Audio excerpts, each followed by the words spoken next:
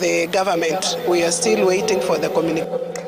Nekera bono emiroberio agenderete gwikira nase chinsemo ao yogo chia kubatiania bali banyoretwo bubui ase ebirogo byo bwa MCA nigo egati yabamenyi kukuru ase county ya Bomet babere bawesokia na kwemurungania kubwatikana na marieta ya bari aba MCA bachore askari bagote babuna umuroberio yo nigo takorekanite biya nabo igasenchera eyo bwasyoku anene bali aba MCA bachore kuru ase kiama kya UDA.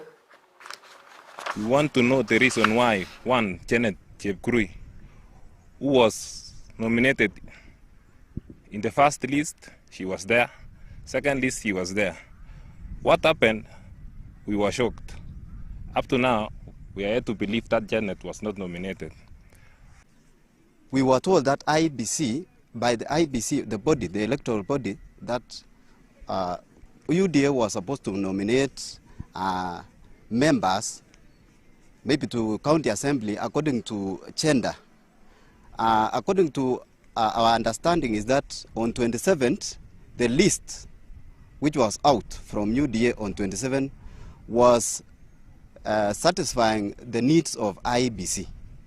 Now, it came to a realization recently that some members, some names on the list do not conform to those ones which were on the list on 27.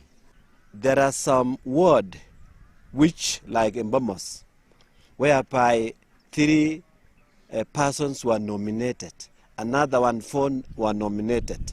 The adjacent ward, Longisa,